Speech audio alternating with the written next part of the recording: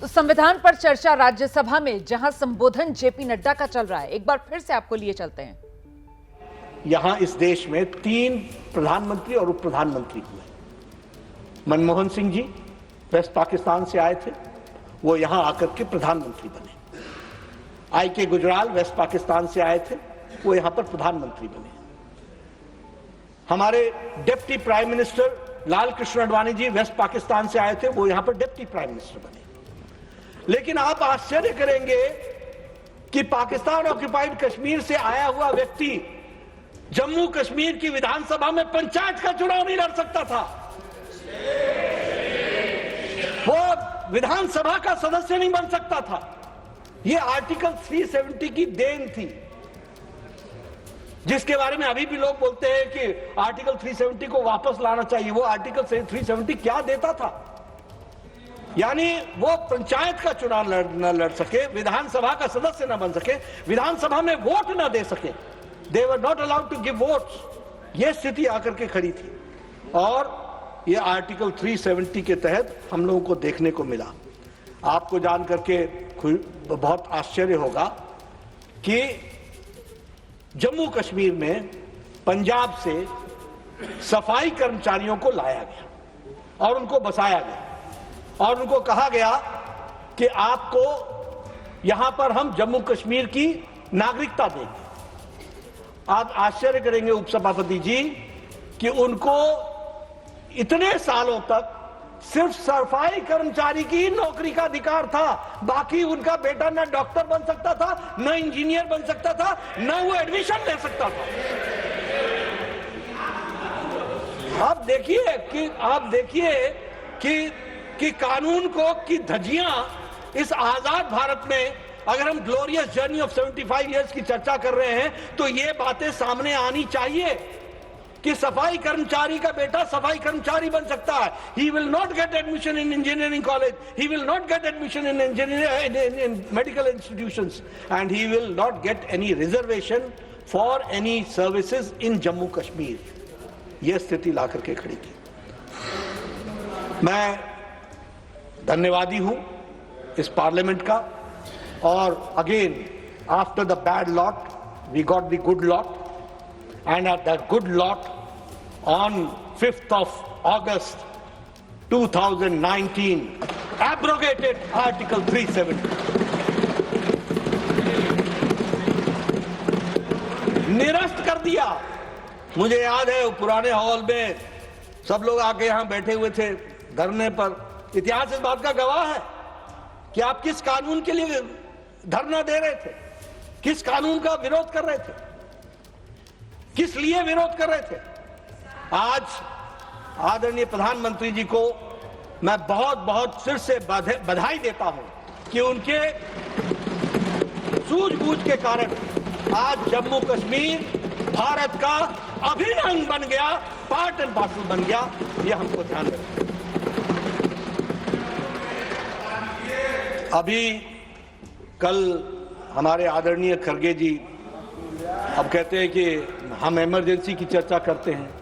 भाई, आपने 25 साल में ये तोहफा दिया संविधान में, 25 साल का पहला तोहफा आपकी तरफ से आया, हम चर्चा क्यों ना करें?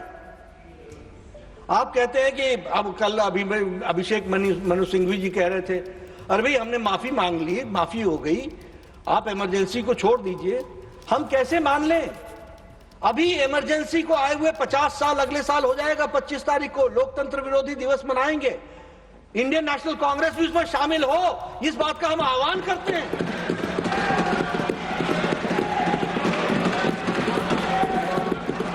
वो 50 साल हम इमरजेंसी के प्रजातंत्र का गला घोटने का कुत्सित प्रयास हुआ। अगर आपके दिल में कहीं भी उनके प्रति कोई रहम है, अगर आपके दिल में कहीं कोई प्रायश्चित है, तो मैं आह्वान करता हूं और आपको बिफोर टाइम बताता हूं, 25 जून 2025 जरूर आप लोकतंत्र विरोधी दिवस में शामिल होइए और उसके बारे में आप चर्चा कीजिए। अब उसमें भी मैं एक बात कहना चाहता हूं, इमरजेंसी किस लिए लगी? देश को खतरा था क्या? देश को खतरा था क्या? नहीं, देश को खतरा नहीं था, कुर्सी को खतरा था।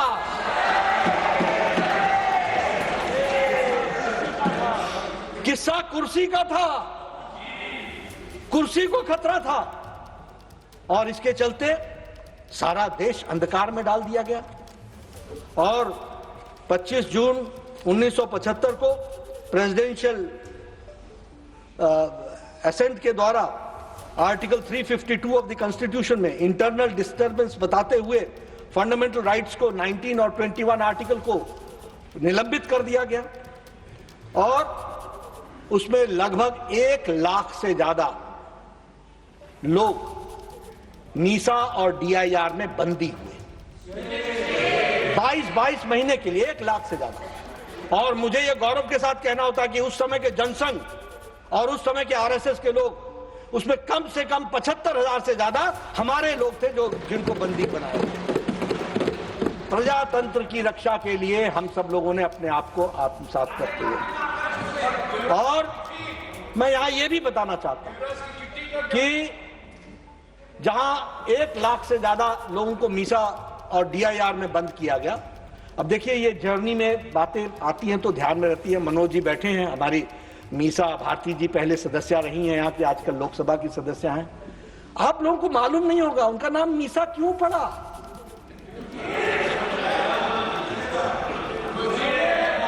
मैं छात्र था, I was the student of intermediate at that point of time in Patna. I was twice arrested from the class. हम पढ़ने गए थे, हमको क्लास से अरेस्ट किया गया, हमने वो भी दिन देखे। लेकिन मीसा नाम क्यों पड़ा? इसलिए क्योंकि लालू जी जब मीसा बहन पैदा हुई तो वो जेल में थे, मीसा में बंद थे, maintenance of internal security act में बंद थे। आज ठीक है, साथ साथ है, समय का फेर है, ये भी ग्लोरियस जर्नी का पार्ट है।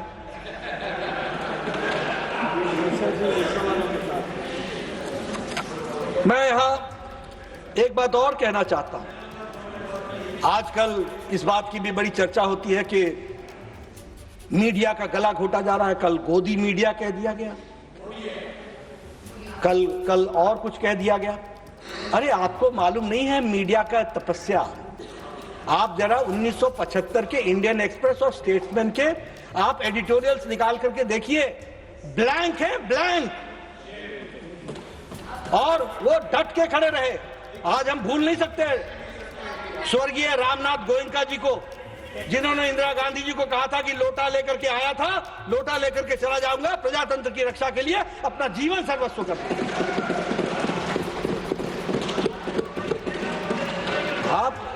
आप मॉडर्न इंडिया में दूसरा है सर, इनका तपस्या का डेफिनेशन दूसरा है।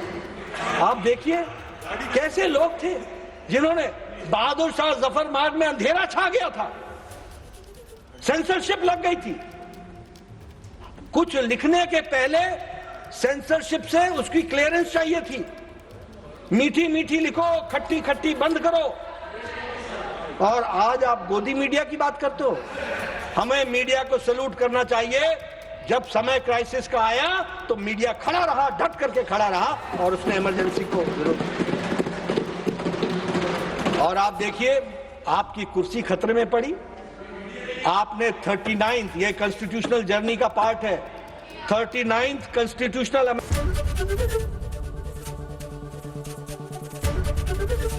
एबीपी गंगा, खबर आपकी, जुबान आपकी।